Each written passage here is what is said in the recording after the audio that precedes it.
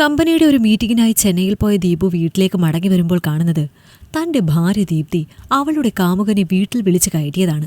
ഒരാഴ്ചത്തെ മീറ്റിംഗിന് വേണ്ടിയാണ് ദീപു പോയതെങ്കിലും 4 ദിവസം കൊണ്ട് കാര്യം നടന്നതിനാൽ 5-ാം ദിവസം രാവിലെ തന്നെ അവൻ തിരിച്ച് വീട്ടിലേക്ക് പുറപ്പെടുകയായിരുന്നു. ഫോൺ ചാർജ് തീർന്ന് ഓഫായി പോയതിനാൽ അവന് താൻ വരുന്ന വിവരം ദീപ്തിയെ വിളിച്ച് പറയാനും കഴിഞ്ഞില്ല. അതുകൊണ്ട് തന്നെ ദീപു അന്ന് വരുമെന്ന് ഭാര്യയും തീരെ പ്രതീക്ഷിച്ചിരുന്നില്ല. വൈകുന്നേരത്തോടെ വീട്ടിലെത്തിയ ദീപു കോളിംഗ് ബെല്ലിൽ വിരലമർത്താൻ തുടങ്ങുമ്പോഴാണ് തന്റെ കാർ പോർച്ചിൽ നിർത്തിയിട്ടിരിക്കുന്ന അപരിചിതമായ ഒരു ബൈക്ക് ശ്രദ്ധിച്ചത്. അതവന്റെ കൂട്ടുകാരൻ സണ്ണിയുടെ ബൈക്കായിരുന്നു. സണ്ണിയുടെ വണ്ടി ദീപു എളുപ്പത്തിൽ തിരിച്ചറിഞ്ഞു. ദീപുവിന്റെ ഫ്രണ്ട്സ് വലയത്തിൽ അത്യാവശ്യം കോഴിത്തരവും പെണ്ണുപിടിയും ഒക്കെയായിട്ട് നടക്കുന്നവരാണ് സണ്ണി. അവന്റെ ആ സ്വഭാവം കൊണ്ട് വയസ്സ് 35 ആയിട്ടും ഇതുവരെ പെണ്ണ് കിട്ടിയിട്ടില്ല അവന്. സണ്ണി അവിടെ ഉണ്ടെന്ന അറിവിൽ ഒരു നിമിഷം ദീപുവിന്റെ മനസ്സിൽ ഒരപായമണി മുഴങ്ങി. താനില്ലാത്ത നേരം തന്റെ കൂട്ടുകാരൻ സണ്ണിക്ക് തന്റെ വീട്ടിൽ എന്താണ് കാര്യമെന്ന് അവൻ ഓർത്തു. വീടിന്റെ മുൻവാതിൽ അടച്ചുപൂട്ടിയിരുന്നതിനാൽ ദീപുവിന്റെ സംശയം കൂടുതൽ വർദ്ധിച്ചു. ഇന്നത്തെ കാലത്ത് ആരെയും വിശ്വസിക്കാൻ കഴിയാത്ത അവസ്ഥ ആയതുകൊണ്ട് തന്റെ മനസ്സിൽ തോന്നിയ സംശയത്തിന് ഉടനെ തന്നെ ഒരു ഉത്തരം കണ്ടെത്തണമെന്ന് അവൻ വിചാരിച്ചു. താൻ വിചാരിക്കുന്നത് പോലെ തന്റെ ഭാര്യയും കൂട്ടുകാരനും ചേർന്ന് തന്നെ ചതിക്കുകയാണെങ്കിൽ തിരിച്ച് ഒരു 8ന്റെ പണി തന്നെ അവർക്ക് കൊടുക്കണമെന്ന് ദീപു മനസ്സിൽ ഉറപ്പിച്ചു. അങ്ങനെയൊക്കെ ചിന്തിച്ചെങ്കിലും അവന്റെ മനസ്സിന്റെ ഒരു ഭാഗം തന്റെ ഭാര്യ തന്നെ ചതിക്കരുതേ എന്ന് തന്നെ പ്രാർത്ഥിക്കുന്നുണ്ടായിരുന്നു. കോളിംഗ് ബെല്ലിൽ വിരലമർത്താതെ അവൻ നേരെ പുറകുവശത്തേക്ക് ചെന്നു നോക്കി. അടുക്കളവാതിലും അടച്ചിട്ടിരുന്നതിനാൽ അവൻ അതുവഴിയും വീടിനുള്ളിലേക്ക് പ്രവേശിക്കാൻ കഴിഞ്ഞില്ല. നിരാശയോടെ ഒരു നിമിഷം അവൻ അവിടെ തന്നെ ഇരുന്നു. ശേഷം അവനൊന്ന് എഴുന്നേറ്റ് ചുറ്റും ഒന്ന് നടന്നു നോക്കി. ഇരുനില വീടാണ് ദീപുവിൻ്റേത്. താഴത്തെ റൂമിലെ ബെഡ്റൂമിൽ നിന്നും അടക്കിപ്പിടിച്ച ചില വർത്തമാനങ്ങളും ചിരിയും അവൻ കേട്ടു. കുറച്ചു സമയം ആ ബെഡ്റൂമിന്റെ അടച്ചുപൂട്ടിയ ജനാലക്കരികിൽ കാതോർത്തിരുന്നപ്പോൾ അകത്തുനിന്ന് കേൾക്കുന്ന അടക്കിപ്പിടിച്ച ശബ്ദങ്ങൾ തന്റെ ഭാര്യ ദീപ്തിയുടെയും കൂട്ടുകാരൻ സണ്ണിയുടെയുമാണെന്ന് ദീപുവിന് വേഗം മനസ്സിലായി.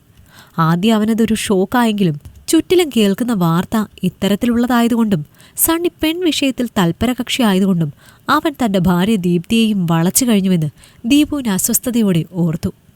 ആ നിമിഷം ഇരുവരെയും അടിച്ചു കൊല്ലാനുള്ള ദേഷ്യം ദീപുവിന് തോന്നി. എങ്കിലും അവൻ ശ്രമപ്പെട്ട് തന്റെ ദേഷ്യം അടക്കി നിർത്തി. ഈ സിറ്റുവേഷൻ താൻ വളരെ പക്വതയോടെ കൈകാര്യം ചെയ്യണമെന്ന് അവൻ ചിന്തിച്ചു. തന്നെ ചതിച്ച കൂട്ടുകാരനെയും ഭാര്യയെയും എല്ലാ തെളിവുകളോടെയും കൈയോടെ തന്നെ പിടികൂടണമെന്ന് അവൻ മനസ്സിൽ ഉറപ്പിച്ചു. വീടിനുള്ളിലേക്ക് എങ്ങനെ കയറുമെന്ന് ആലോചിച്ച് ദീപു കുറച്ചു സമയം നിന്നു. ശേഷം അവൻ നേരെ ടെറസിന്റെ പടികൾ കയറി മുകളിലേക്ക് ചെന്നു. അവന്റെ ഭാഗ്യത്തിന് ടെറസിൽ നിന്നും വീടിനുള്ളിലേക്ക് കടക്കുന്ന വാതിൽ കുറ്റിയിട്ടിട്ടുണ്ടായിരുന്നില്ല. ദീപു മൊബൈൽ ക്യാമറ ഓൺ ചെയ്ത് ഇൻസ്റ്റ എടുത്ത് ലൈവ് പോകാൻ തുടങ്ങി. എൻ്റെ ഭാര്യയും കൂട്ടുകാരനും കൂടി എന്നെ സമർത്ഥമായി പറ്റിക്കുകയായിരുന്നു. ഞാനെല്ലാം ഇന്നാണ് അറിയുന്നത്. ഈ നിമിഷം തന്നെ ഞാൻ നിങ്ങളെ സാക്ഷിയാക്കി അവരെ കയ്യോടെ പിടിക്കാൻ പോവുകയാണ്. എല്ലാവരും കണ്ടു. അത് പറഞ്ഞുകൊണ്ട് ദീപു താഴത്തെ ബെഡ്റൂമിലേക്ക് പോയി. റൂമിൻ്റെ വാതിൽ തുറന്ന് കിടന്നതിനാൽ സ്റ്റെപ്പ് ഇറങ്ങി വന്നപ്പോൾ തന്നെ ദീപു മുറിയിൽ നടക്കുന്നതൊക്കെ കണ്ടു. ഉടുതുണി ഒന്നുമില്ലാതെ ബെഡിൽ കിടന്ന് കെട്ടിമറിയുകയായിരുന്നു ദീപുവിൻ്റെ ഭാര്യ ദീപ്തിയും അവൻ്റെ കൂട്ടുകാരൻ സണ്ണിയും. എൻ്റെ സണ്ണി, നിന്റെ ഈ കരുത്തൊന്നും എൻ്റെ കിഴങ്ങൻ ഭർത്താവിനില്ല കേട്ടോ. നമ്മൾ കുറച്ച് നേരത്തെ തന്നെ പരിചയപ്പെടേണ്ടതായിരുന്നു. എന്തൊരു സ്റ്റാമിന നിനക്ക്. ഇന്നിപ്പോൾ ഇത് എത്രാമത്തെ തവണയാ? അവൻ ഇങ്ങനെ ഇല്ലാതിരിക്കുമ്പോൾ അല്ലേ നിന്നെ എനിക്ക് അടുത്ത് കിട്ടാറുള്ളൂ. അതുകൊണ്ട് ഞാനൊന്ന് മാക്സിമം മുതലാക്കട്ടെ പെണ്ണെ. അവളോട് അവനൊന്നുകൂടി ഒട്ടിച്ചേർന്ന് കിടന്നു.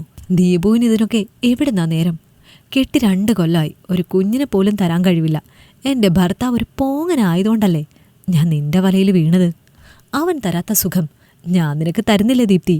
അല്ലേലും ദീപു നിന്നെ വേണ്ട വിധം ശ്രദ്ധിക്കാറില്ലെന്ന് മനസ്സിലാക്കിയത് കൊണ്ടാണ് ഞാനൊന്ന് മുട്ടി നോക്കിയത്. ഇത്രയും പെട്ടെന്ന് നീ വളയുമെന്ന് ഞാൻ വിചാരിച്ചില്ല.